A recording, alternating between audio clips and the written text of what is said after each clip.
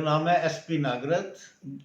और जैसे आपने कहा कि आप सोशल काम कैसे काम करते हो, तो मैं लोगों की जनरल गुड़गांव की जितनी रोज़ टू रोज़ समस्याएं होती हैं, चाहे कोई मुझे बता भी देता है चाहे ना भी बताया, जो मेरे नज़र में आती हैं कि यहाँ सड़क टूटी हुई है, वहाँ पर सीवर का पानी बह रहा है, तो मैं नोट भी कर लेता हूँ और मैं उसको फिर अधिकारियों को और एमसीजी हो या डिप्टी कमिश्नर हो या मैं मंत्री को भी मैं आजकल ईमेल से ही करता हूँ। एक ज़माना था जब मैं लेटर लिख के बाई पोस्ट भेजता था, आजकल बड़ा अच्छा हो गया, डिजिटल हो गया काम सारा, तो मुझे ईमेल से जवाब जब आते हैं, कभी नहीं आते तो कई बार मैं स्पीड पोस्ट भी भेजता हूँ।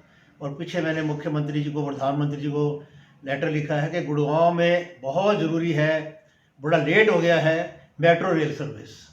जैसा कि आपके बारे में पता चला है कि आप एक अध्यापिका भी थे, आप लोग बच्चों को पढ़ाते भी थे। हाँ जी। उसके बारे में बताइए कुछ। और मैं 34 साल तक मैं दिल्ली में एक स्कूल में अध्यापक रहा। मैंने वहाँ पर मैथमेटिक्स पढ़ाया, साइंस पढ़ाई, और 12th तक मैं इंग्लिश ही पढ़ाता रहा वहाँ पे। और बड़ा एंजॉय किया हमने, बच्चों को पढ़ा के बड़ा मज़ा आता है। मेरी हॉबी भी यही थी, मैथमेटिक्स पढ़ाना। मैंने एक बैंक की नौकरी छोड़ दी और मैंने स्कूल की नौकरी दिल्ली में ज्वाइन की। उसका मेरा 2 कारण थे कि उसमें मुझे समय बड़ा मिल जाता है सोशल वर्क करने का। मैं 40 साल से ऊपर हो गए, मैंने सर्विस के साथ साथ सामाजिक संस्थाओं को, मैं जनरल सेक्रेटरी भी रहा, यहाँ का joint council of all welfare association का मैं जनरल सेक्रेटरी रहा, प्रेसिडेंट रहा। और उन दौरान उधर मेरी सर्विस भी होती थी और आके मैं कई बार मुझे मीटिंग भी करनी पड़ती थी, कभी डीसी साहब से या कभी पुलिस के अधिकारियों से, क्योंकि मेरे एजेंडे चलते ही रहते थे। जैसे कि आप बच्चों को जो पढ़ाते थे, हाँ जी।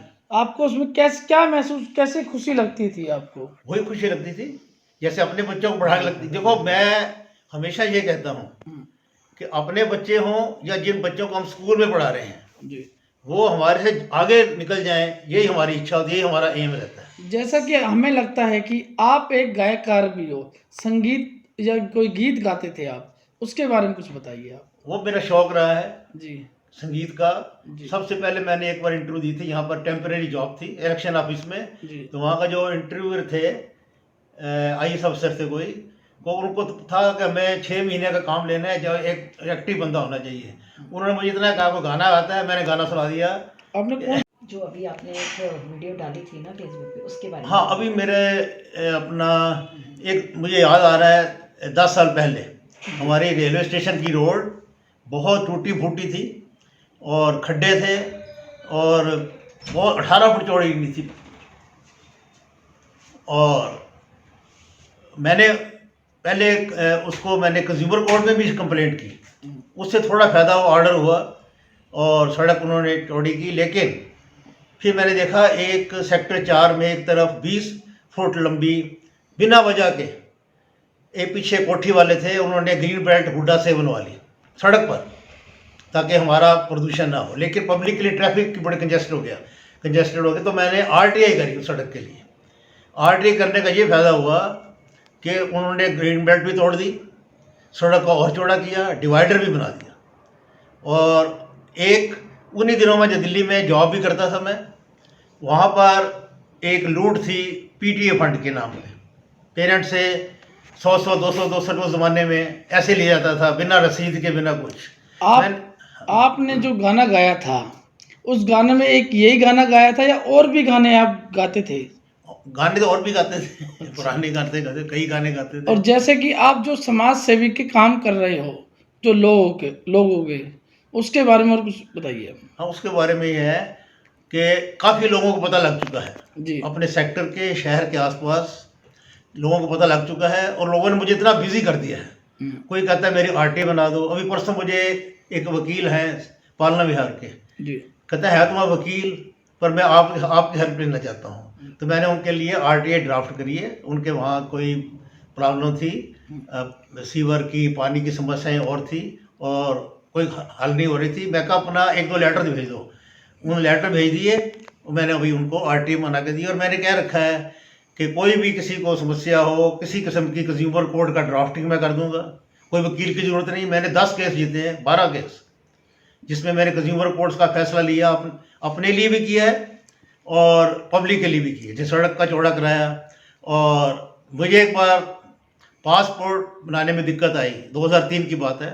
तो पता है आपको, वो परेशान करते हैं। पुलिस वाला आ गया कि मैं आपका पुलिस वेरिफिकेशन करने आया हूँ, और मैं हमेशा, मुझे नहीं पता क्या कानून है, मैं अपनी कॉमन सेंस का यूज़ करता हूँ। मैं नहीं, हाँ, जैसे कि अरविंद केजरीवाल ने आपको एक वो सम्मानित दे रखा है जो आपको, हाँ जी, हाँ जी। उसके बारे में कुछ बताइए। वो ऐसा है, श्री अरविंद केजरीवाल जी जिस समय लगा के आरटीआई की, जिनसे जवाब नहीं मान पाता था, तो 3 डिपार्टमेंट के अफसरों को जुर्माने हुए हैं, टोटल मिला के 24,000 रुपये जुर्माना हुआ है। आप सरकार से क्या मांग करना चाहते हो कुछ? सरकार से यहाँ गुड़गांव के लिए सबसे अहम ज़रूरत है कि मेट्रो रेल सर्विस न्यू, मैंने अभी लिखा है, मेरे पास जवाब भी आ गया मेट्रो रेल का, कि ये हरियाणा गवर्नमेंट या चीफ मिनिस्टर के अंडर आता है। तो मैंने चीफ मिनिस्टर को भी लिख दिया है। मुझे एक जवाब आया दिल्ली मेट्रो वालों का, उसका मुझे हेल्प मिल रही है। वो कहते हैं दिल्ली मेट्रो का नहीं है, ये हरियाणा गवर्नमेंट के अंडर है, रैपिड मेट्रो रेल हरियाणा जी।